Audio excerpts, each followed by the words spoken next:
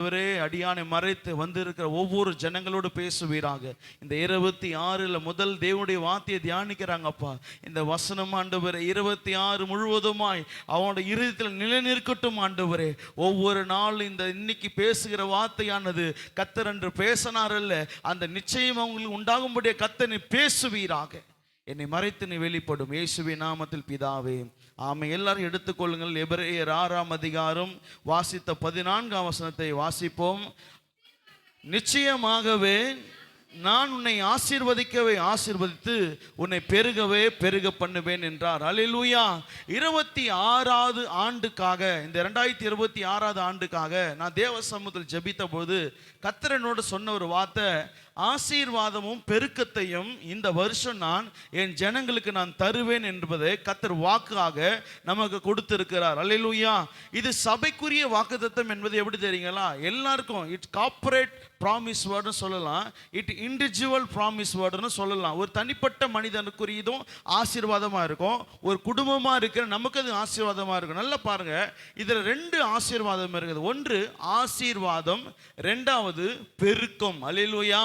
இந்த வசனத்தை நம்ம எப்போதும் பார்க்கும்போது மேலையும் பார்க்கணும், கீழையும் பார்க்கணும். அல்லேலூயா. நல்லா பாருங்களேன், ஒரு காரியத்தை ஒரு ஏதோ கிளிப் நீங்கள் கேட்கும் போது நடுவில் ஏதோ சின்ன கிளிப்பை மட்டும் கேட்டுட்டு அது எப்படி வேணால் நம்ம அண்டர்ஸ்டாண்ட் பண்ணிக்கலாம். யாரோ ஒருத்தவங்க பேசுகிறாங்க டிவியில், ஏதோ வாட்ஸ்அப்பில் உங்களுக்கு அனுப்புகிறாங்க, அந்த சின்ன ஒரு 30 செகண்ட் அனுப்பிச்சது மாத்திரம் அவங்க ஒரு வேளை தப்பாக பேசினான்னு வச்சுங்களேன், அதுக்கு முன்னாடி என்ன பேசுனாங்க பின்னாடி என்ன பேசுனா தெரியாமல் இருந்துச்சுன்னா அவங்க என்ன பேசினது உங்களுக்கு விளங்காது. அதே போல தான் இந்த வாக்குத்தத்த வசனத்தையும் நாம் எப்படி எடுத்துக்கொள்ளணும்னா, அது முன்னாடி வசனத்தை பின்னாடி வசனத்தை கொஞ்சம் படிங்க பார்க்கலாம். 13, 14, 15 வாசிங்க பார்க்கலாம். மைக் 5 மைக் இருக்கு, மஞ்சள் மைக்ல 1 வாசிங்க பார்க்கலாம். ஆபிரகாமுக்கு தேவன் வாக்குத்தத்தம் பண்ணின போது ஆணையிடும்படி தம்மிடம் பெரியவர் ஒருவரும் இல்லாதபடினாலே தமது பேரிலே ஆணையிட்டு. இங்க பாருங்க, ஆண்டவர் இந்த ஆசீர்வாதம் எப்படி நம்ம வாழ்க்கையில வருது என்பதை முதலாவது நம்ம பார்க்கணும். நிறைய பாருங்க, இன்னைக்கு எல்லாருடைய வாழ்விலும் எதை நோக்கி இருக்கிறோம்னா ஆசீர்வாதம். இன்னைக்கு சபையில எல்லா சபைகளையும் சொல்லலாம், நம்ம சபையிலையும் இது விலக்கல்ல. என்ன பார்த்தீங்கன்னா, ஆசீர்வாதத்தை பேசினாதான் ஜனங்க என்ன பண்றாங்கன்னா விருப்பம் அடைகிறாங்க. இன்னைக்கு 1ஆம் தேதி கூட நைட்டு இப்போ பேசும்போது கூட ஏதாவது கடுமையான ஒரு வார்த்தையை பேசும்போது நம்மளுக்கு விருப்பம் இருக்காது. ஏன்? நமக்கு இது 1ஆம் தேதி கர்த்தர் என்ன ஆசீர்வாதமான வார்த்தைகளை நம்ம பேச மாட்டாரா? நான் ஆசீர்வாதமா, நல்லா கேளுங்க, ஆசீர்வாதம் என்பது என்ன? முதலாவது ஆசீர்வாதம்னா என்ன பாருங்க.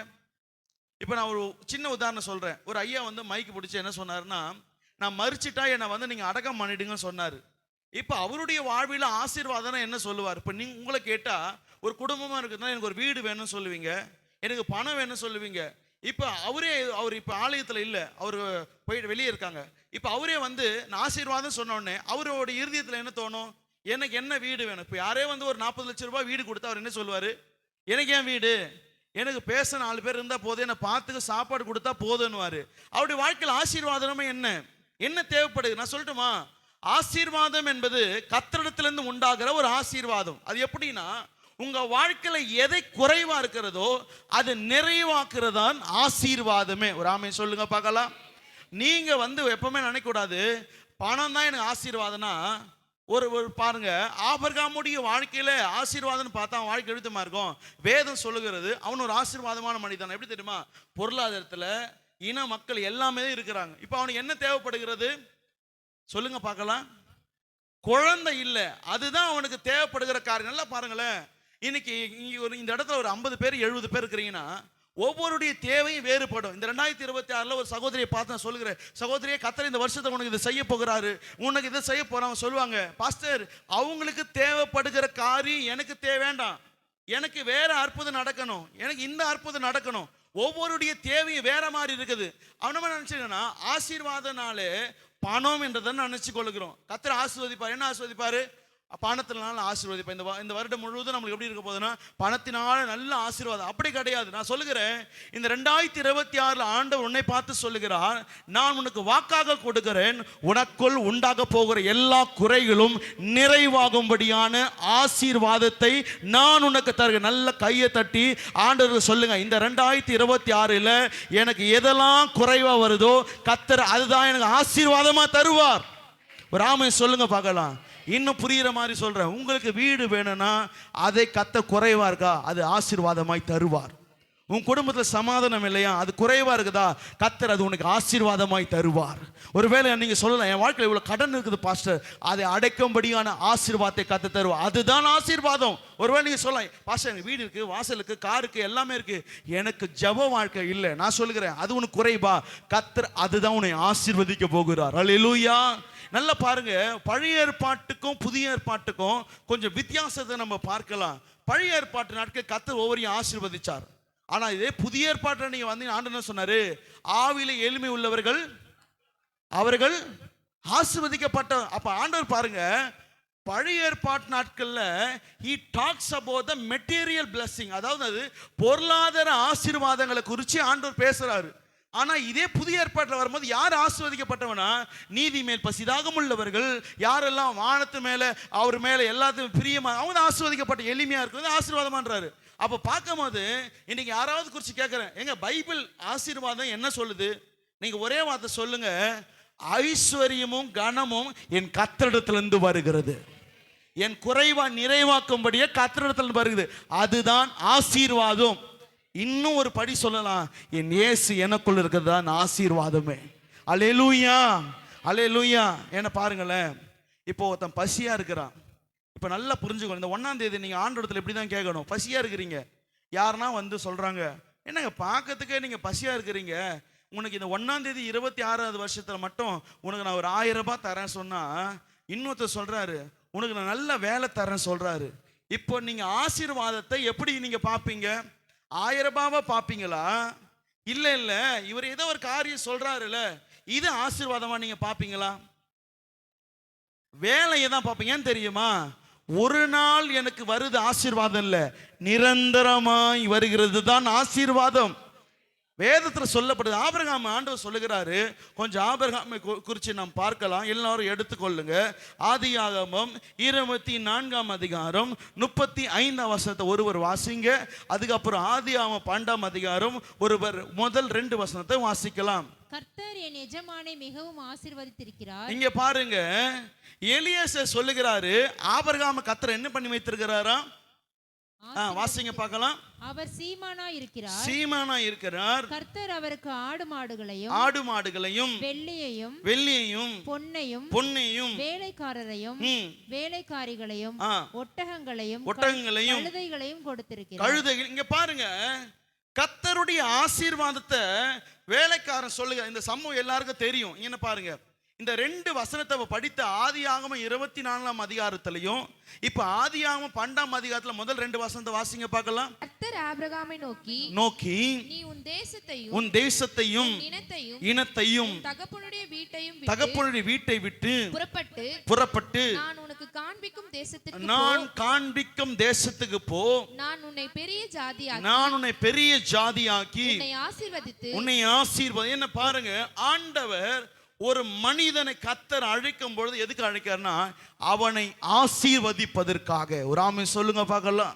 கர்த்தர் என்னைக்கு உன்னை அழைத்தாரோ, நான் சொல்லுகிறேன், என்னைக்கு தேவனை அறிந்து கர்த்தருடைய பிள்ளையா நீ மாறினாயோ, வேற ஒரு மதத்திலிருந்து ஒருவேளை ஆண்டவர் அறியாத ஒரு காலத்தில் நான் இருந்தேன், இன்னைக்கு கர்த்தர் நான் அறிந்தேன், என் வாழ்க்கையில் என்ன கிடைச்சுன்னா நீ சொல்லணும், கர்த்தர் என்னை ஆசீர்வதிக்க என்னை கர்த்தர் அழைத்திருக்கிறார்.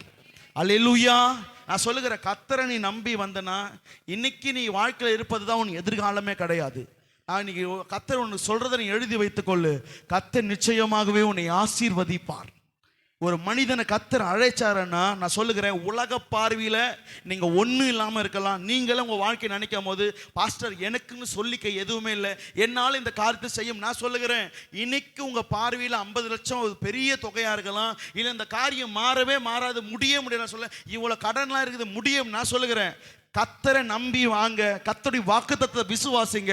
ஆபிரகாம் என்னைக்கு தேவனை அழைத்த பொழுது அவன் சொல்லுகிறான், ஆண்டவரே நீ காண்பிக்கிற பூமிக்கு நான் போக ஆயத்தம் போது கர்த்தர் ஆபிரகாம் சொல்லுகிறார், உன்னை பெரிய ஜாதியாக்கி உன்னை நான் ஆசீர்வதிக்க விரும்புகிறேன்.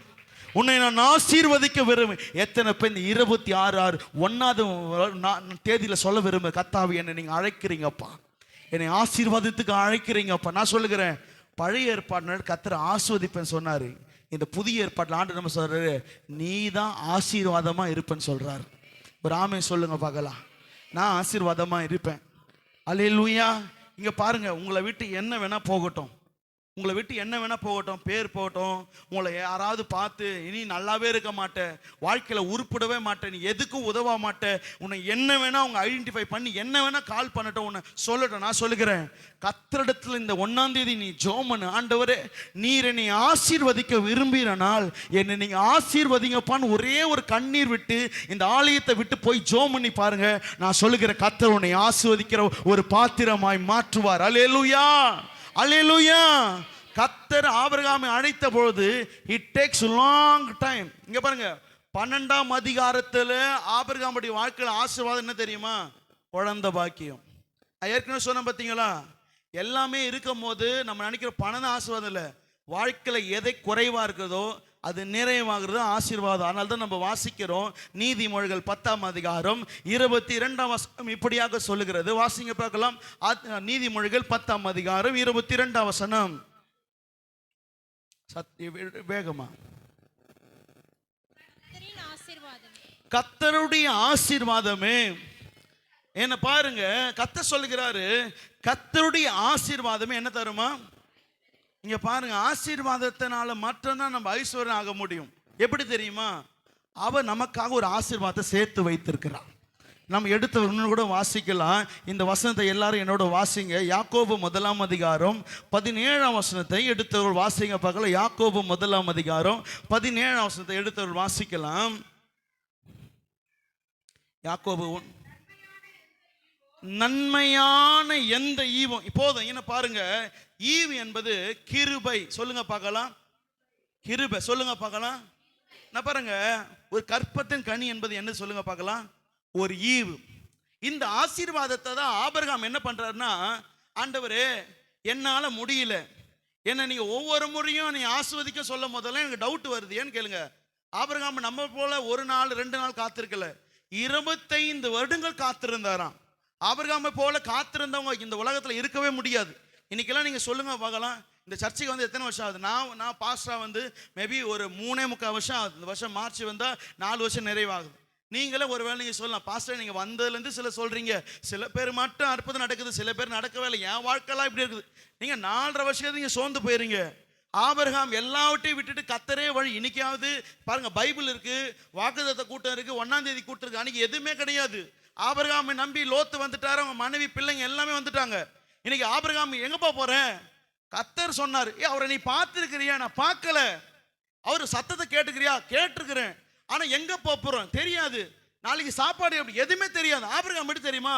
ஒரு சத்தம் எனக்குள்ள உண்டானது, எல்லாத்தையும் விட்டு வா, நான் உன்னை ஆசீர்வதிக்கிறேன். அப்போதான் ஆபிரகாம் ஒவ்வொரு நாள் பாருங்களேன், அவனுக்கு ஒரு டவுட் வருது. கர்த்தர் சொன்னாரு, செய்வாரா செய்வாரா? எப்படி தெரியுமா? நல்லா பாருங்களேன், ஒரு மரத்தை நீங்க வைக்கிறீங்க, அந்த மரத்தை வச்சுட்டு 1ஆம் தேதி வைக்கிறீங்க. நான் சொல்றேன் சிஸ்டர், பிரதர், இந்த 1ஆம் தேதி வைங்க, ஒரு 6 மாசம் கழிச்சு பாருங்க, இதுல இருந்து ஒரு கொயக்கா வரும். நான் சொல்றேன், நீங்க என்ன பண்றீங்க தெரியுமா? விசுவாசிட்டு வச்சிடுறீங்க. 1ஆம் தேதி நைட்டு போயிட்டு ஒரு அந்த செடியை வச்சுட்டு வந்துடுறீங்க. நாளைக்கு என்ன பண்றீங்க? காலையில் ஏஞ்சி தூங்கி ஏஞ்ச உடனே மழை வருது, புயல் வருது, அதெல்லாம் இந்த பார்த்துட்டு, ஐயோ பாசு சொன்னாரு கொய்யா மரத்துல இருந்து கொய்யா வர சொல்லிட்டு அந்த வேரை புடுங்கி புடுங்கி புடுங்கி புடுங்கி பார்த்தீங்கன்னா, நீங்க சொல்லுங்க எத்தனை நாட்கள் அந்த செடி உயிர் இருக்குன்னு நினைக்கிறீங்க?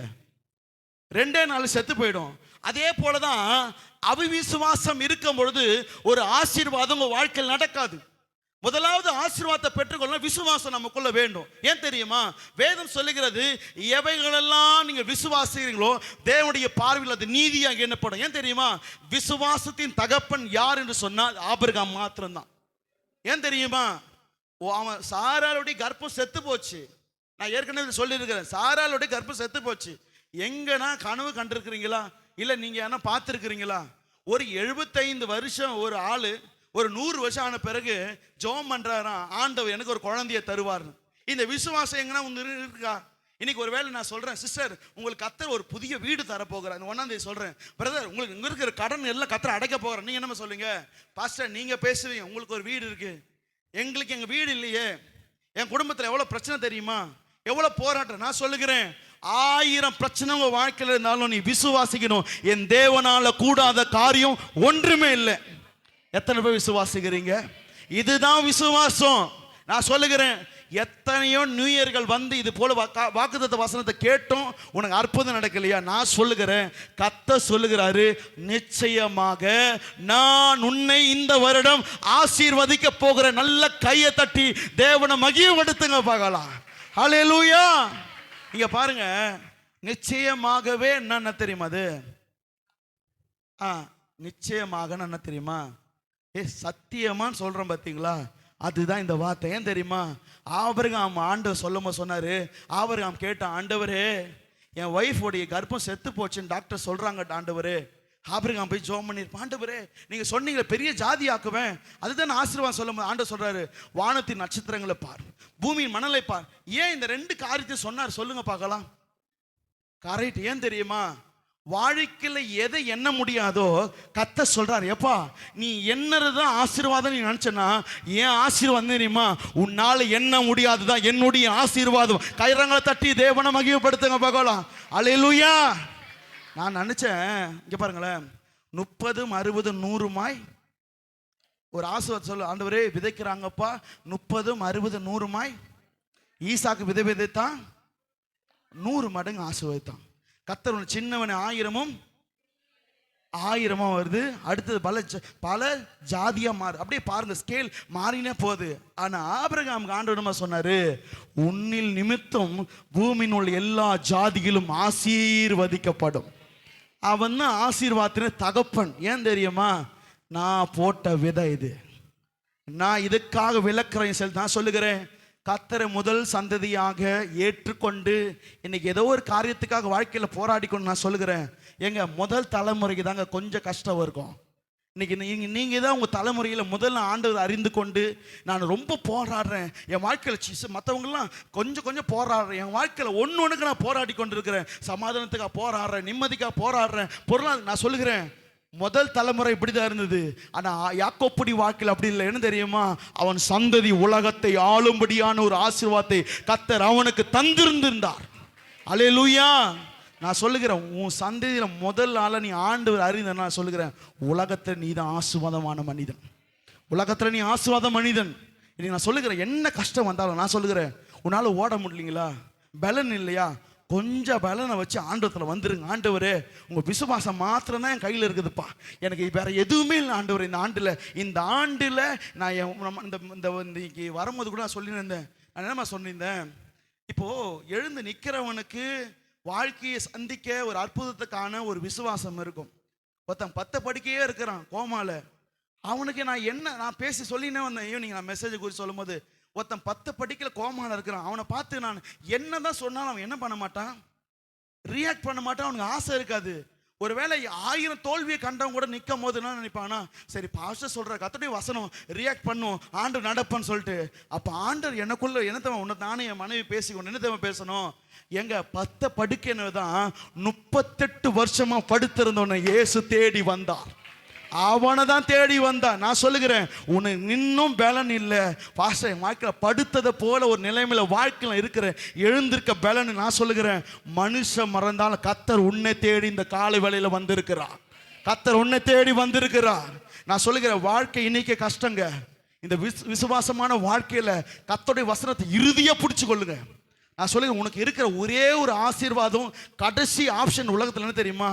கர்த்தருடைய வாக்குத்தத்தம் மாத்திரம்தான். ஏன் தெரியுமா? அடையாளத்தை ஆண்டவர் காண்பித்தாரு. எங்க பாருங்களேன், நட்சத்திரத்தை பார்க்கும் போதுலாம் அவன் வந்திருக்கும். இங்க பாருங்களேன், இரவுல போகும்போது அவனுக்கு எப்படி தான் வந்திருக்கும்? கர்த்தர் சொன்னார்ல, என் சந்ததி எப்படி இருக்கும் சொல்லுங்க பார்க்கலாம், எப்படி இருந்திருக்கும்? நட்சத்திரம் போல.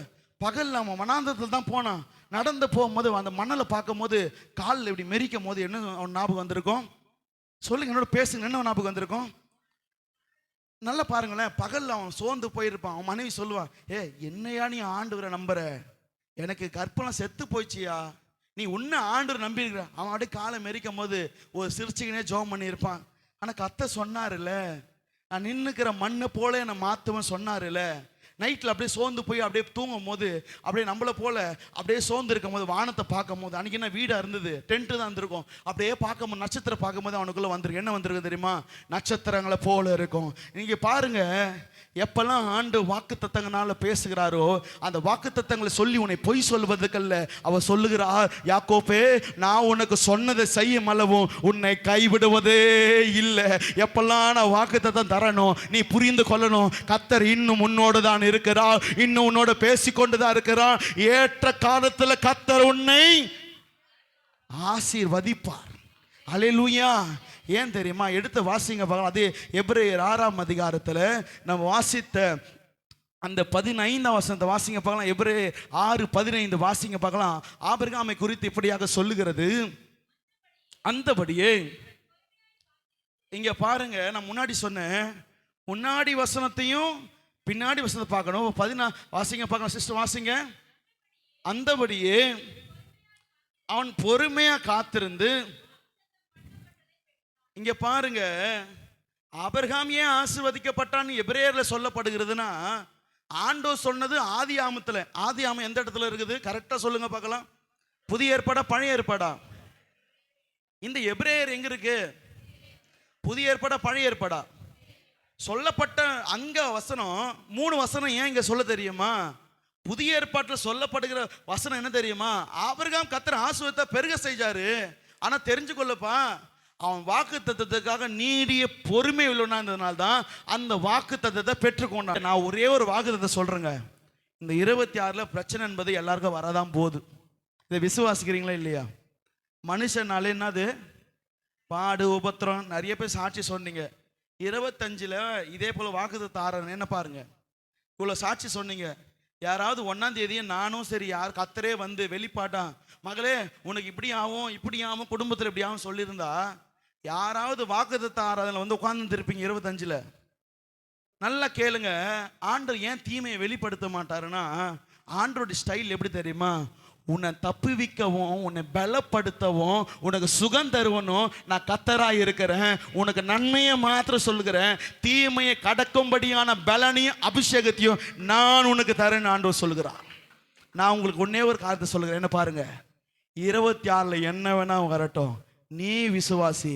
நான் பொறுமையாய் காத்து கொண்டிருக்கிறேன். கர்த்தர் என்னை இந்த ஆண்டு ஆசீர்வதிப்பார், ஆசீர்வதிப்பார்.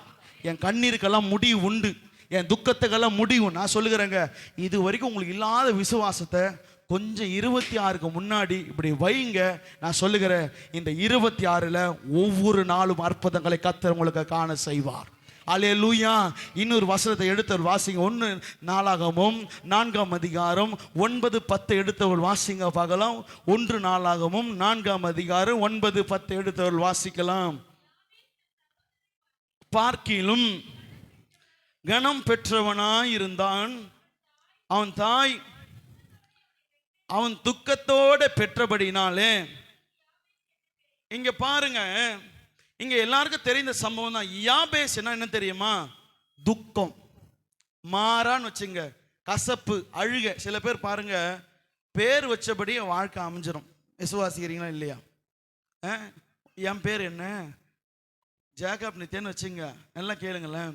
எங்கள் அம்மா என்ன சொல்லுவாங்க, யாக்கோப்னா என்ன அர்த்தம்? அப்போ மஞ்சு தான் கரெக்டாக சொல்லும், சத்தமாக சொல்லும், பயப்பட. இங்கே பாருங்க, மஞ்சினா சரி மஞ்சின்ற பாரு.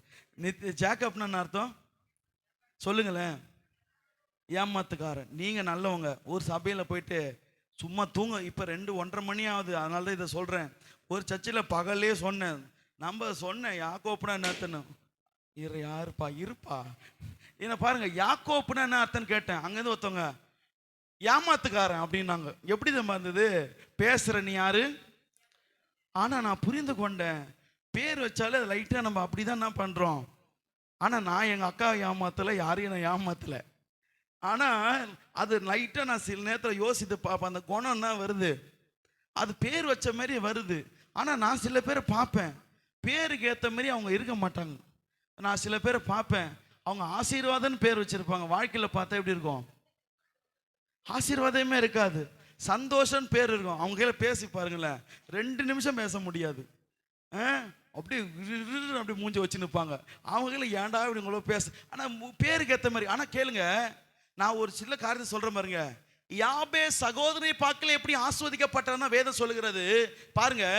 அவன் தாய் அவனை பெற்றெடுக்கும் போது இங்கே பாருங்களேன், யாபேஸ் வேதனை, இந்த புள்ளை ஏன்டா எனக்கு வந்தது. நான் சொல்லுகிறேன், எப்பெல்லாம் உங்கள் தாயும் தகப்பனும் உங்களை பெற்றெடுக்கும் போதோ, உங்களை சின்ன குழந்தையில வளர்க்கும் போதோ, இந்த குழந்தை ஏன்டா என் வயிற்றுல பிறந்தது. நான் சொல்லுகிறேன், நம்மளை எல்லாரையும் அப்படி சொல்லியிருப்பாங்க. எங்கள் அம்மா என்னை அப்படி சொல்லலை. கர்த்தருக்கு நான் அதை சோத்தரிக்கிறேன். இது வரைக்கும் என் அம்மா என்ன உன்னை பெத்தது ஒரு சாபக்கேடுன்னு என்னை இது வரைக்கும் சொன்னதே இல்லை. நான் கர்த்தருக்கு முன்னாடி சோத்தரிக்க. ஏன் கேளுங்க, நான் அந்த ஆண்டவருக்கு இன்னைக்கு வரைக்கும் சாட்சியாக சொல்கிறேன். கேளுங்க, நான் பிறந்தது இங்கே தான், வளர்ந்தது இங்கே தான். யாராவது என்ன சொல்லுங்க பார்க்கலாம், பக்கத்து வீட்டில் எகிரி குச்சி இதை பண்ணேன் அதை பண்ணு யாராவது சொல்ல முடியுமா? யாராவது அங்கே வாராபதியில் உட்காந்து சொல்ல முடியுமா? யாருமே என்ன சொல்ல முடியாது. ஏன் சொல்ல முடியாது கேளுங்க, நிறைய பேருக்கு நான் இந்த ஊரில் மறுபடியும் வந்த பிறகு தான் தெரியும். இந்த ஊரில் இருக்கிறவங்க தான் நிஜமாக சொல்கிறேன், இப்போ இருக்கிறவங்க நினச்சிக்கிறாங்க நான் விருந்தாளின்னு சொல்லிட்டு. நான் எப்படி நினச்சிக்கிறேன், அவங்க தான் புதுசாக இந்த ஊருக்குள்ளே வந்திருக்காங்கன்னு நினைக்கிறேன். ஏன் நான் இதை சொல்ல வருகிறேன்னா, நம்முடைய வாழ்க்கை என்பது யாபேசுடைய வாழ்க்கையில் எப்படி இருக்குதுன்னா, இதை கேளுங்களேன், என் தாய் என்னை துக்கத்தோடு ஆண்டவரில் ஜெபம் பண்ற, ஆண்டவரே நீர் என்னை ஆசீர்வதிக்க. அப்ப ஆண்டவர் சொல்றாரு, நான் உன்னை என்னை ஆசீர்வதிப்பேன். ஆண்டவர் வசனம் சொல்லுகிறது, யாபேஸ் தன்னுடைய எல்லைகளுக்காக ஜெபித்த போது கர்த்தருடைய வசனம் சொல்லுகிறது, அவன் சகோதரர்களை பார்க்கிலும் கர்த்தர் அவனை ஆசீர்வதித்தார். அல்லேலூயா. நான் சொல்லுகிறேன், ஒரு ஆசீர்வாதம் உன் குடும்பத்துக்குள்ளேருந்து உண்டாகணும். எத்தனை பேர் விசுவாசிக்கிறீங்க? உங்க சொந்த பந்தத்துக்குள்ளேருந்து உண்டாகணும், உன் சமுதாயத்தில் உண்டாகணும். ஏன் தெரியுமா? உன் சத்துருக்கள் முன்பாக ஒரு பந்தி ஆயத்தப்படுத்தி உன் தலை எண்ணெயினால் சொன்னார் பாருங்க. நான் நிறைய நேரத்தில் நினைப்பேன், கர்த்தாவே என்ன நீங்கள் என்னோட இருக்கிறத நீர் எனக்கு விளங்க பண்ணி தான் ஆகணும். நான் ஜெபம் பண்ணுவேன். ஏன் தெரியுமா? நான் அறியாத இடத்துல போயிட்டு ஆசீர்வாதமாக இருக்கிறத காட்டிலும் என்னை யார் அற்பமாய் பார்த்தார்களோ, எங்களை பார்த்தார்களோ, அவர்கள் கண்களுக்கு முன்பாங்களே ஆசீர்வாதி தான் என் ஜெபமாக அதிகமாக இருக்கும். நீங்கள் நம்ப மாட்டீங்க, நாங்கள் என் வாழ்க்கையில் எவ்வளோ கஷ்டங்கள் துன்பம் வரும்போது நான் ஆண்டவரில் போராடி ஜெபிக்கிற காரணம் தெரியுமா? ஆண்டவரே எங்களை நீ உயர்த்தி தான் ஆகணும், என்னை ஆசீர்வதிச்சு தான் ஆகணும். வெளியெல்லாம் ஆசீர்வதிச்சு என்னை பார்க்கும்போது இப்படி இருக்கிறேன்னு நினைக்கக்கூடாது. என்னை பார்க்கும்போது நான் உங்களுக்கு சொல்லலை, சில பேருக்கு முன்பாக என் குடும்பம் நாங்கள் எங்கே வெட்கப்பட்டோமோ அந்த கண்களுக்கு முன்பாக எங்களை உயர்த்துங்கன்னு சொல்லிட்டு நான் எத்தனையோ முறை ஜெபம் பண்ணியிருக்கிறேன். இன்னைக்கு என்னால் சொல்ல முடியும், கர்த்தர் நான் என்ன ஜெபம் பண்ணணும், கர்த்தர் என்னை ஆசீர்வதித்து இருக்கிறார். நான் உங்களுக்கு சொல்லுகிறேன், இந்த வருடத்தில் ஆசீர்வாதம் உன் குடும்பத்துக்குள்ளேருந்து உண்டாகும், உன் சமுதாயத்துக்குள்ளேருந்து உண்டாகும். எங்கே வெட்கப்பட்டாயோ கர்த்தர் அங்கே உன்னை சகல ஜனங்களை பார்க்கிற உன்னை ஆசீர்வாதம். நல்ல கரங்களை தட்டி ஆண்டத்தை சொல்லுங்க பார்க்கலாம், கர்த்தர் என்னை இந்த ஆண்டு எல்லாரையும் பார்க்கிலும் ஆசீர்வதிப்பார். அல்லேலூயா, அல்லேலூயா. ஜெபம் பண்ணுங்க, ஜெபம் பண்ணுங்க. நான் சொல்லுகிறேன், ஒரே வீடா இருக்குதா, ஜெபம் பண்ணுங்க. ஆண்டவரே என் கையின் பிரயாசத்தை நீங்க ஆசீர்வதிங்கப்பா. என் ஏரியாவில் கர்த்தர் நீர் என்னோட இருக்கிறது ஆசீர்வதிங்கப்பா. என்னை இப்படி பேசுகிறாங்கப்பா, என்னை ஊரில் இப்படி பேசுகிறாங்க, என்னை ஆசீர்வதிங்கப்பா. என்னை ஆண்டவர் இந்த சமுதாயத்தில் இப்படி பேசுகிறாங்க. ஆண்டவரே நான் வேலை செய்கிற இடத்துல நான் சொல்லுகிறேன் கர்த்தருடைய பிள்ளையாக இருந்துக்கிட்டு யாருன்னா உங்களை நிந்திக்கும் போது இங்கே பாருங்கள், என்ன பாருங்கள், கர்த்தர் யாருன்னா உங்களை நிந்திக்கும் போது என்னை காயப்படுத்துனாங்க, கர்த்தருக்கு சோத்திரம் அப்படிலாம் இருக்கக்கூடாது. எனக்கு ஒருத்தன் ஒரு புறஜாதியாக இருக்கட்டும் யாராகட்டும், உன்னை எனக்கு அது இல்லை, நீ இதுதான் உன்னை தூஷிக்கிறாங்களோ, உனக்குள்ள ஒரு வைராக்கியம் வரணும்.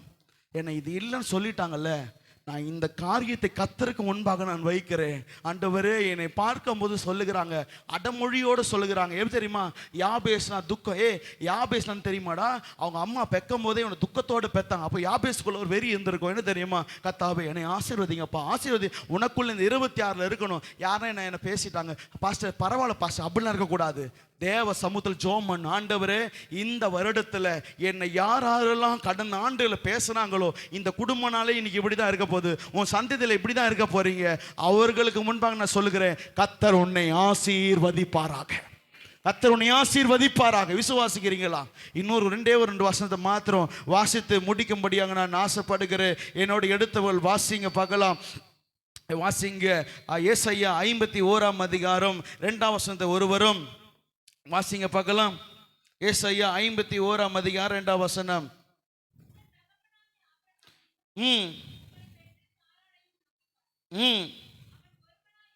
அவன் ஒருவனா இருக்கையில்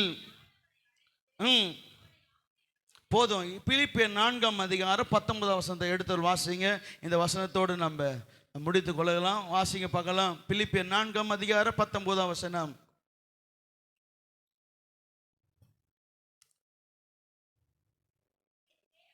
என் தேவன் தம்முடைய ஐஸ்வரியத்தின்படி உங்க குறைகள் எல்லாம் கிறிஸ்து இயேசுவுக்குள் மகிமையில் நிறைவு. இங்க பாருங்க, ஒரு 2 நிமிஷம் டைம் கூட முடிச்சிடுறேன். நீங்க பாருங்க, நான் ஆரம்பத்தில் சொன்ன ஆசீர்வாதம் ஆபிரகாமுடைய வாழ்க்கையில எது குறைவா இருந்தது? குழந்தை பாக்கியம் தான் அவனுக்கு ஆசீர்வாதமா எண்ணப்பட்டது தேவனுடைய பார்வையில். இங்க சொல்லப்படுகிறது, உங்க குறைகள் எல்லாம் யாருக்குள் நிறைவாகிறது? என்ன பாருங்க, கர்த்தருடைய ஆசீர்வாதமே ஐஸ்வரியத்தை தரும். உங்க குறைகள்லாம் அவர் நிறைவிலிருந்து வருதுன்னா புரிந்து கொள்ளுங்க. இந்த 26க்குள்ள பிரவேசித்த நீங்க புரிந்து கொள்ளுங்க. ஏசாயா 51:2 வாசித்தோம். கர்த்தர் ஆபிரகாமை ஒரு மனிதனா இருக்கையில் அவனை அழைத்து அவனை ஆசீர்வதிக்கவே ஆசீர்வதித்து பெருக பண்ண அங்க பார்க்கிறோம். இங்க வாசிக்கிறோம், உங்க குறைகள்லாம் யாருக்குள் நிறைவாகிறது? அப்ப நீங்க புரிந்து கொள்ளுங்க, ஒரு மனிதனாகிய என்னை கர்த்தர் 2026 வாக்கு சொல்லுகிறாரு. எனக்கு என்னென்னலாம் குறைவு இருக்கிறதோ அதை நிறைவாக்கும்படியாய் அவர் இயேசுக்குள் இருக்கிற நிறைவிலிருந்து கர்த்தர் என்னை ஆசீர்வதிப்பார். இன்னொன்று உங்களுக்கு புரிகிற மாதிரி ஒரு சின்ன ஓமையை சொல்லுகிறேன். என்ன பாருங்க, ஒரு மனுஷனத்துல 1 லட்சம் ரூபாய் தான் இருக்குது. நீங்க போய் கேட்குறீங்க, பிரதர் எனக்கு நீங்க என்ன வேணா செய்யறேன். அவர் சொல்றாரு, உங்களுக்கு சகோதரா உங்களுக்கு என்ன வேணா செய்யறேன். நீங்க போய் சொல்றீங்க எனக்கு 5 லட்சம் ரூபாய். அவர் சொல்றாரு, ஐயோ என்னிடத்துல 1 லட்சம் ரூபாய் தான் இருக்குது, நான் விட்டு உங்களுக்கு 5 லட்சம் கொடுக்க முடியும்னு சொல்றான்னு வச்சுங்க. ஆனா நீங்க போயிட்டு பேங்க்குக்கு முன்னாடி போய் நிக்கிறீங்க. இப்ப போயிட்டு 5 லட்சம் ரூபாய் இல்ல 2 கோடி ரூபாய் கேட்கறீங்க. அவங்க என்ன சொல்லுவாங்க தெரியுமா? உங்க கீழே வெல் டாக்குமெண்ட்ஸ் மட்டும் இருந்தா போதும், உங்களுக்கு 5 கோடி இல்ல 100 கோடினா தர நாங்க ஆயத்தமா இருக்கிறோம். இங்க புரிந்து கொள்ளுங்க, ஆபிரகாமுக்கு தேவைப்பட்டது ஒரே ஆசீர்வாதம், அதுதான் அவன் வாழ்க்கையில குறைவா இருந்தது, அந்த ஆசீர்வாதம். இங்க சொல்லப்பட்ட ஆசீர்வாதம் என்ன தெரியுமா? இந்த 1 லட்சம் 5 லட்சம் கிடையாது. பேங்க் காட்டில் சிறந்தவர் என்ன தெரியுமா? உன் குறைவு 1000 இருந்தாலும் லட்சமா இருந்தாலும் கோடியா இருந்தாலும் கிறிஸ்து இயேசுவின் நிறைவிலிருந்து உன்னை கர்த்தர் ஆசீர்வதிப்பார். அல்லேலூயா. நான் சொல்லுகிறேன், கிறிஸ்துவிடத்துல ஒண்ணுமே நத்திங் லேக், ஒன்றுமே குறைவே கிடையாது. விடுதலையா இருக்கிறது, சுகமா இருக்கிறது, சமாதானமா இருக்கிறது, சந்தோஷமா எல்லாமே இருக்கிறது. நான் இன்னைக்கு எதெல்லாம் குறை பண்ண உதாரணம் சொல்றேன். ஜனவரியில் வரீங்க, இது குறைவா இருக்குது, புரிஞ்சு கொள்ளுங்க. பாஸ்டர் என்ன சொன்னாரு? குறைவா இருக்கிறது தான் நிறைவாக்கு தான் ஆசீர்வாதம். அப்ப ஜனவரியில் இது குறைவா இருக்குது. கர்த்தர் 1ஆம் தேதி சொன்னாரு, அந்த குறைவிலிருந்து எந்த நிறைவிலிருந்து கர்த்தர் ஆஸ்வதிக்க போறாரு? அதுல இருந்து என்ன ஆஸ்வதிக்க போறார்? இயேசு இடத்துல சமாதானம் இருக்கிறது, சந்தோஷம் இருக்கிறது, விடுதலை இருக்குது, அற்புதம் இருக்குது, விடுதலை இருக்கு, சமாதானம். அப்பனா புரிந்து கொள்ளுங்க, ஒவ்வொரு நாளும் 365 நாள் என் வாழ்க்கையில என்ன குறைப்படுதோ நான் கிறிஸ்து இயேசுவை நோக்கி பார்ப்பேன். அவர் நிறைவிலிருந்து எல்லா குறைவையும் என்னை நிறைவாய் ஆசீர்வதிப்பார். அல்லேலூயா, அல்லேலூயா. கடைசியா ஒரே ஒரு சொல்லுங்க பார்க்கலாம். நிச்சயமாக நான் உன்னை ஆசீர்வதிக்கவே ஆசீர்வதித்து பெருகவே பெருக பண்ணுவேன். எப்படி சொல்லுங்க பார்க்கலாம்? குறைவா இருக்கிற என்ன கிறிஸ்து இயேசுவின் நிறைவிலிருந்து என்னை ஆசீர்வதிப்பார். நான் சொல்லுகிறேன், உங்களுக்கு என்ன குறைவோ நான் சின்ன ஒரு 2 நிமிடம் உங்களுக்காக ஜெபம் பண்ண போறேன். உடம்பு டயர்டாக கூட இருக்கட்டும், நான் ஜெபம் பண்ணிட்டு வந்திருக்கிறேன். இங்கே பாருங்க, இன்னைக்கு மாலையில் கூட இந்த இடத்துக்கு வருவதுக்கு முன்னாடி ஆண்டு நான் ஜெபம் பண்ணேன். ஆண்டவரே, நான் போய் இன்னைக்கு மெசேஜ் கொடுத்துட்டு ஜெபம் பண்ண போறேன். இன்னைக்கு இந்த பிள்ளைங்க என்னென்னலாம் குறைவா இருக்கிறாங்களோ ஜெபம் பண்ண போறேன். எனக்கு தெரியாது, இந்த இடத்துல ஒரு வல்லமை ஊற்றப்படணும் 1ஆம் தேதியே. இன்னைக்கு யாருடைய வாழ்க்கையில் இதெல்லாம் குறைவு இருக்கிறதோ இந்த வருஷம் முழுதும் சொல்லணும், ஏதோ ஒரு சம்திங் எனக்குள்ள நடந்ததுன்னு சொல்லணும், ஒரு வல்லமை இறங்கணும்னு சொல்றேன். நான் ஜெபத்தோடு வந்திருக்கிறேன். ஒன்றே ஒன்று கேட்குறேன். இப்போ எல்லாரும் நம்ம எழுந்திருக்க போகிறோம். பாருங்க, என்ன பாருங்க, எழுந்திருக்க இங்கே பாருங்க, ஜெபிக்க போகிறோம். உங்க உடம்பு டயர்ட்னஸ் எல்லாத்தையும் விட்டுடுங்க, நேரம் ஆயிடுச்சு. என்ன பாருங்க, இப்ப ஜெபிக்க போகிறோம். ஜெபிக்கிற வேலையில கிறிஸ்து இயேசுக்குள் உண்டாகிற நிறைவிலிருந்து ஒரு அபிஷேகம் வரணும். உங்க குறைவெல்லாம் நிறைவாக்குற ஒரு ஆசீர்வாதம், அது என்ன எனக்கு தெரியாது. நான் சொல்லுகிறேன். இங்க பாருங்க, அவங்க சொன்னாங்க, ஜோம் பண்ணாரு பாஸ்டிங் ப்ரேயரில், என்னுடைய கல் மறைந்ததுன்னு. எனக்கே இப்போ தான் நான் கேள்விப்படுறேன். ஆனால் எனக்கு அவங்க சொல்லவே இல்லை. இப்போ தான் அந்த சாட்சியை நானே கேட்குறேன். ஆனால் அந்த சொன்ன வார்த்தை மட்டும் ஞாபகம் இருக்குது. யாரோ ஒருத்தவங்க வயிற்று சம்மந்தமாக இருக்கிறாங்க, ஜோம் பண்ணுற கர்த்தர் அற்புதம் செய்கிறார் பாருங்கள், ஆண்டவர் செய்திருக்கிறார். நான் இப்போ ஜோம் பண்ண போகிறேன். உங்களுக்கு சரீரத்தில் பலவீனமா, குடும்பத்தில் போராட்டமா, வாழ்க்கையில் பிரச்சனையா, கடன் பாரமா, நான் எது இருந்தாலும் நான் சொல்கிறேன், இந்த 1ஆம் தேதி இப்போ எழுந்திருந்து விசுவாசத்தோடு ஜெபம் பண்ணுங்க. நான் உங்களுக்காக ஜெபிக்க ஆசைப்படுகிறேன். இந்த 1ஆம் தேதி கர்த்தர் பெரிய அற்புதத்தை உங்கள் வாழ்க்கையில் எல்லாம் எழுந்துருங்க பார்க்கலாம், எல்லாம் எழுந்துருங்க பார்க்கலாம். நான் சொல்லுகிறேன், இந்த நாளில் வந்த நீ வெறுமையாக இந்த இடத்தை விட்டு போவதே கிடையாது. கர்த்தர் உன்னை நிச்சயமா இந்த இடத்துல உன்னை ஆசீர்வதித்து தான் உன்னை அனுப்ப போகிறேன். என்ன பாருங்களேன், கர்த்தர் ஆபிரகாமோடு சந்தித்தது போல ஒரு நாள் இங்கே பாருங்க, இதே இரவுல தான், இன்னும் கொஞ்ச நேரத்தில் என்ன போகுது, பொழுது விடிய போகுது. யாக்கோப்பு இரவு ஃபுல்லாக போராடினுக்கிறான். கர்த்தாவே நான் ஆஸ்வதி. ஆண்டு சொல்கிறார், நீ யாருப்பான்னு கேட்குறாரு. யாக்கோப்பு சொல்கிறான், நீ ஒரு எத்தன், ஒத்துக்கோன்ற எத்தன். ஆண்டு சொல்கிறாரு, இன்னும் நீ எத்தன் என்ன பாடி உன்னை நான் இஸ்ரவேலாய் ஆசீர்வதிக்கன்னு ஆண்டு சொன்னார். இன்னைக்கு நீங்கள் கேளுங்க, ஆண்டவரே எங்கள் பாஸ்டர் சொன்னதை நான் உண்மை நம்புகிறேன், நான் ஜெபம் பண்ணுறேன். இப்போ எல்லாரும் ஆவியில் நிரம்பி ஜெபிக்க போகிறோம். சரீர பலவீனங்கள், குடும்ப போராட்டங்கள், பிரச்சனைகள், வியாதிகள், வறுமைகள், தரித்திரத்தை எல்லாவற்றையும் கர்த்தர் ஒரு அற்புதம் செய்ய போகிறார். நான் விசுவாசிக்கிறேன், 2027 வரும்பொழுது நீ நினச்சி பார்க்காத அற்புதங்கள் உன் வாழ்க்கையில் நடந்திருக்கணும், உன் குடும்பத்துக்குள்ளே நடந்திருக்கணும், வாழ்க்கை உறவுக்குள்ளே நடந்திருக்கணும். கண்களை மூடி ஜெபம் பண்ணுங்க பார்க்கலாம். ஒரு 2 நிமிடம் வாங்கி திறந்து சத்தத்தை உயர்த்தி ஜெபம் பண்ணு. நிஜமாலுமே இந்த இடத்துல இயேசு இருக்கிறார், இயேசு இருக்கிறார், தேவாவியானவர் இந்த இடத்துல இருக்கிறார். கண்களை மூடி கொஞ்ச நேரம் எல்லாம் வாயில திறந்து ஜெபம் பண்ணுங்க பார்க்கலாம். இந்த 26ஆம் ஆண்டில் உனக்கு என்ன குறைவா இருக்கிறதோ, பாஸ்டர் என் வாழ்க்கையில் எல்லாமே இருக்கிறது, இந்த ஒரு காரியம் குடும்பத்தில் இல்லை, என் வாழ்க்கையில் இது இல்லை. ஆபிரகாம் ஒரே ஒரு கற்பத்தின் கனி 25 வருடங்கள் போராடினது போலவே நல்ல கண்ணை மூடி ஜெபம் பண்ணுங்க. இந்த நேரத்தில் ஒருவேளை தீர்க்கதரிசன வார்த்தைகள் வெளிப்படலாம். ஜெபம் பண்ணுங்க பார்க்கலாம். ஒரு எதிர்பார்ப்போடு இருங்க, கர்த்தாவே என்னோட நீங்க பேசுங்க, ஜெபம் பண்ணுங்க பார்க்கலாம். சில நேரத்தில் சடுதியில ஒரு வார்த்தை உனக்குள்ள வரலாம். ஒருவேளை நீ வாழ்க்கையில நீ கடந்து போகிற சூழ்நிலை குறித்து கர்த்தரோட பேசலாம். ஜெபம் பண்ணுங்க பார்க்கலாம். கொஞ்ச நேரம் ஆவியானுக்கு இடம் கொடுங்க பார்க்கலாம். கர்த்தருடைய ஆவியானவர் எங்கேயோ அங்க விடுதலை உண்டுங்க. கொஞ்சம் சரீரத்தில் டயர்ட் எடுத்து போடுங்க. கொஞ்ச நேரம் ஆண்டவரோட போராடுங்க பார்க்கலாம். யாக்கோபை போல போராடுங்க பார்க்கலாம். கொஞ்ச நேரம் ஜெபம் பண்ணுங்க பார்க்கலாம். கண்களை மூடி கொஞ்ச நேரம் விட்டு கொடுத்து ஜெபம் பண்ணுங்க பார்க்கலாம். நான் சொல்லுகிறேன், இந்த 2026ஆவது ஆண்டில் இந்த முதல் நாளிலே கர்த்தர் இந்த இடத்துல உன்னை கொண்டு வந்து எது தெரியுமா? உன்னோட பேசும்படியாக, மகளே உன்னோட பேசும்படியாக, உன்னை ஆசீர்வதிக்கும்படியாக. உன் வாழ்க்கை மாற போகிறது, உன் தலையெழுத்துக்கள் மாற போகிறது, உன் வாழ்க்கையில் திருப்பு முனைகள் வரப்போகிறது. நீ நினைக்கிற என் வாழ்க்கை இப்படிதான் இருக்க போகிறது, என் வாழ்க்கையில் என்ன நடக்க, கர்த்தர் சொல்லுகிறார், எதிர்பாராத முடிவுகள் நடைபெற போகிறது, எதிர்பாராத சில காரியங்கள் நடைபெற போகிறது. கர்த்தர் சொல்லுகிறார், உன் வாழ்க்கை இப்படியே இருப்பதில்லை. நீ ஒவ்வொரு நாளும் இருக்கிறவங்க யோசிக்கிறீங்க, ஒவ்வொரு நாளும் போய்கொண்டிருக்கிறது, என் வாழ்க்கையில் என்ன முடிவு? கர்த்தர் சொல்லுகிறார், அது நீ நினைத்து கொண்டிருக்கிறார். சடுதியிலே சில மாற்றங்கள் உன் வாழ்க்கையை மாற்ற போகிறார். சில காரியங்கள் நடக்க போகிறது, அது எதிர்பாராத காரியங்கள் நடக்க போகிறது. கர்த்தர் சொல்லுகிறார், நீ நினைக்காதது நடக்க போகிறது, அது மாற்றத்தை கொண்டு வரும், அது அற்புதத்துக்கான வழிகள். நல்ல கரங்களை தட்டி கொஞ்ச நேரம் ஜெபம் பண்ணுங்க பார்க்கலாம். கர்த்தர் சொல்லுகிறார், உன்னை முத்திர மோதிரமாய் வைக்கிறேன்.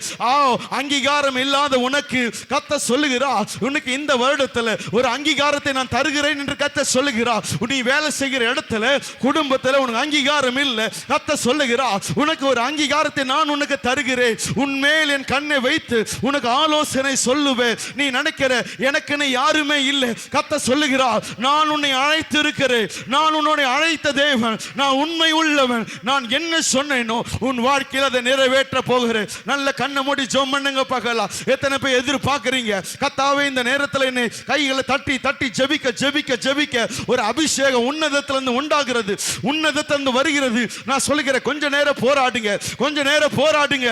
சில கட்டுகள் உங்க குடும்பத்திலிருந்து விலகிறத நான் காண்கிறேன், சில தடைகள் விலகிறதை காண்கிறேன். உன் குடும்பத்துக்கு சமாதானத்தை இழந்து கொண்டிருக்கிறார். கர்த்தர் சொல்லுகிறார், இந்த 1ஆம் தேதியில் ஒரு விடுதலை, ஒரு சமாதானம் வருகிறது, உன் குடும்பத்துக்குள்ள வருகிறது, உன் பாளையத்துக்குள் வருகிறது.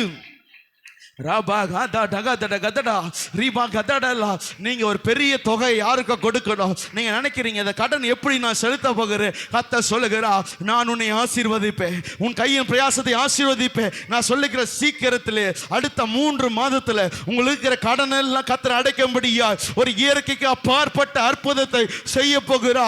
மேபி நீங்க சொல்லலாம், பாஸ்டர் எனக்கு டெட்லைன் கொடுத்திருக்கிறாங்க, இந்த தேதிக்குள்ள இதை நான் கட்டணும். கர்த்தர் சொல்லுகிறா, அந்த தேதிக்குள்ள ஒரு அற்புதத்தின் பாத்திரமா நீ இந்த சபையில என் நாமத்தை நீ மகிமைப்படுத்துவாய், நீ மகிமைப்படுத்துவாய்.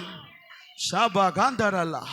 சில வேலைகள் வருகிறது இந்த வருஷத்துல, சில பேருக்கு அன்எக்ஸ்பெக்டட் வேலைகள் கிடைக்கும். நீங்கள் எதிர்பாராத இடத்துல இருந்து அழைப்புகள் வரும், நீங்கள் எதிர்பாராத இடத்துல இருந்து அழைப்புகள் வரும். அந்த ஆசீர்வாதம் நீங்க ஒருவேளை சோர்ந்து போயிருக்காங்க, கர்த்தர் சொல்லுகிறா, உன்னை நான் சோதித்தேன், உன்னை புடமிட்டேன், உன்னை சுத்த பொன்னாக நான் வைத்திருக்கிறேன், சுத்த பொன்னாக வைத்திருக்கிறேன். நீங்க ஒருவேளை நினைக்கலாம், என் ஜெபம் எல்லாம் என்ன ஆச்சு, நான் இத்தனை நாள் உடைக்கப்படுது. கர்த்தர் சொல்லுகிறா, மகளே உன்னை சுத்த பொன்னா நான் வைத்திருக்கிறேன், உனக்கு நான் சொன்னது செய்வேன். நன்றி தகப்பனே, நன்றி தகப்பனே. இப்ப நான் கடைசியா ஜெபிக்க போகிற காரியம் சரீர சுகத்துக்காக ஜெபிக்க போகிறேன். சரீர சுகத்துக்காகவும் பொருளாதார ஆசீர்வாதத்துக்காக மாத்திரம் ஜெபம் பண்ண போறேன். இந்த 2 காரியத்தை ஜெபம் பண்ணும் பொழுது இங்க இருக்கிறவங்க ஒருவேளை கடன் இருக்கலாம், ஒருவேளை சரியான வருமானம் இல்லாமல் இருக்கலாம், நிறைய காரியங்கள் தேவை உள்ளவர்களாக இருக்கலாம். சில பேர் சரீரத்தில் இன்னும் சொல்லுகிறேன், உங்களுக்கு சில கட்டிகள் இருக்கலாம், சில பலவீனங்கள் இருக்கலாம். நான் சொல்லுகிறேன், இன்னைக்கு ஜெபிக்கிற வேளையில இப்பொழுதே நீ சாட்சி சொல்ல போகிற. நீங்க விசுவாசத்தோட ஜெபம் பண்ணுங்க. அவர் சொன்னார் இல்ல, எனக்கு தோல் இருந்த காரியங்களை கர்த்தர், நான் சொல்லுகிறேன், அதை விட மேலான அற்புதங்கள் சரீரத்தில் நீங்க நடக்க போகிறது. உடைந்து போன எலும்புகள் ஒன்று சேரும், உடைந்து போன எலும்புகள் ஒன்று சேருவதை இந்த அற்புதத்தை நீ காண போகிறாய். கர்த்தர் சொல்லுகிறாய், எலும்பின் மேல் அதிகாரம் எனக்கு உண்டு. எலும்பின் மேல கர்த்தர் சொல்லுகிறது. நான் சொல்லுகிறேன், யாராவது எலும்பு சம்பந்தமான பலவீனத்தோடு இருக்க கர்த்தர் சொல்லுகிறார், எசேக்கியேல் நாட்கள் தன் எலும்புகள் சேர்ந்தது போலவே இங்க இருக்கிறவங்க ஜெபிக்கிறீங்க, ஆண்டவரே இந்த பலவீனத்தை எடுங்க ஜெபம். கர்த்தர் சொல்லுகிறார், எலும்பின் மேல் அதிகாரம் எனக்கு உண்டு. நான் சொல்லுகிறேன், எலும்புகள் ஒன்றாய் சேர்க்கப்பட போகிறது. தேய்ந்து போன எலும்புகள் எல்லாம் அந்த இடத்துல வளர போகிறது. நான் சொல்லுகிறேன், உன் மசில் எல்லாம் வீக்கா இருக்கலாம், கர்த்தர் சொல்ல இயற்கைக்கு அப்பாற்பட்ட அற்புதம் நடக்க போகிறது. நான் சொல்லுகிறேன், எலும்பு தேய்ந்து இருக்கிறதா, நரம்பு விட்டு இருக்கிறதா, நான் சொல்லுகிறேன், இன்னைக்கு ஒரு பெரிய அற்புதம் சரீரத்தில் நடக்க போகுது. ஒருவேளை டாக்டர் சொல்லுறதுலாம் இது நடக்கவே வாய்ப்பு இல்லை. நான் சொல்லுகிறேன், இன்னைக்கு ஒரு பெரிய சூப்பர் நேச்சுரல் மிராக்கிள் இந்த சபையில் நீங்க பார்க்க போறீங்க. இப்பொழுது அந்த வல்லம் உங்க அந்த இடத்துல இறங்க போகிறது. விசுவாசித்தால் தேவனுடைய மகிமையை காண்பாய். உனக்கு வேலையில் ஒரு அற்புதம், பொருளாதாரத்தில் அற்புதம். நான் சொல்லுகிறேன், நான் பார்க்குற காலில் பலவீனத்தோடு, எலும்புகளில், சதைகளில், நரம்புகளில் சில பிரச்சனையோடு நீங்கள் இருந்து ஜோம் பண்ணி கொண்டிருக்கிறீங்க. எனக்கு ஆண்டவர் பேசுகிற காரியம் நீங்கள் ஜோம் பண்ணுறீங்க, ஆண்டவர் இதில் ஒரு அற்புதமால செய்ய முடியுமா? இதெல்லாம் இயற்கைக்கு அப்பா கர்த்தர் சொல்லுகிறா, சரீரத்துக்கு அதிபதியாக நான் இருக்கிறேன், சரீரத்தை உண்டாக்கினவர். நான் சொல்லுகிறேன், எலும்புகள் வளரும், சதைகள் மூடும், அந்த இடத்த நரம்புகள் பலப்படும். கர்த்தர் தெய்வீக சுகத்தை கட்டிகள் மறைய செய்ய போகிறார். பண விஷயத்தில் அற்புதம் செய்ய போகிறார். கண்ணை மூடி ஜெபம் பண்ணுங்க, கரங்களை உயர்த்துங்கப்பா. நான் சொன்னது இது கர்த்தர் என்னோட தான் பேசிக்கொண்டு, இதுதான் நான் ஜெபம் பண்ணி கொண்டிருக்கிறேன், இது மட்டும் நடந்தா போதும்னு சொல்லி ஜெபிக்கிறவங்க மாட்ட கரங்களை உயர்த்தி ஜெபம் பண்ணுங்க பார்க்கலாம். உங்களுக்காக நான் ஜெபிக்க விரும்புகிறேன். ஆண்டவரே, இந்த நேரத்தில் உம்முடைய வல்லமை இறங்கும்படியா நான் ஜெபிக்கிறேன்ப்பா. நீ சொன்ன வார்த்தையை நான் இப்போது நான் சொல்லுகிறேன், இது கர்த்தருடைய வார்த்தை என்றால் உறுதிப்படும்படியாக இந்த 1ஆம் தேதி ஒரு தெய்வீக வல்லமை அந்த கால் பகுதியில், அந்த முட்டி பகுதியில், எலும்புகளில், சதைகளில், நரம்புகளில் ஒரு தெய்வீக வல்லமை, சுகமாக்கும் வல்லமை, உயிர்த்தெழுந்த வல்லமை, பரிசுத்த ஆவியின் வல்லமை இறங்கும்படியா ஜெபிக்கிறேன். இறங்கட்டும். நல்ல கையை தட்டி அந்த அபிஷேகத்தை பெற்றுக்கொள் மகளே, பெற்றுக்கொள் மகனே. உன்னுடைய கால் பகுதியில், இடுப்பு பகுதியில், கழுத்து பகுதியில் கர்த்தருடைய வல்லமை இறங்கி கொண்டிருக்கிறது. இயேசுவின் நாமத்தினாலே அந்த பலவீனங்கள் மறைகிறது, எலும்புகள் வளைகிறது. ஓ ரிபாகா சுதுடிபி அக்கரதடலா. இயேசுவின் நாமத்தினாலே ஒரு இயற்கைக்கு அப்பாற்பட்ட அற்புதம் நடப்பதாக இயேசுவின் நாமத்தினாலே. கர்த்தாவே ஸ்தோத்திரம். ஆண்டவரே ஆசீர்வதிங்க, ஆவிக்குரிய வரங்கள்னால் ஆசீர்வதிங்க, பணங்களில் ஆசீர்வதிங்க, எல்லாவற்றிலும் ஆசீர்வதிங்க. இயேசுவின் மூலம் ஜெபிக்கிற நல்ல பிதா. நல்ல கரங்களை தட்டி தேவனிடத்திலிருந்து என்னை தொட்டா, என்னை ஆசீர்வதித்தா என்று விசுவாசிக்கிற மாத்திரம் நல்ல கரங்களை தட்டி தேவனுக்கு ஒரு நல்ல நன்றி சொல்லுங்க பார்க்கலாம். Thank you Jesus. ஹல்லேலூயா, ஹல்லேலூயா.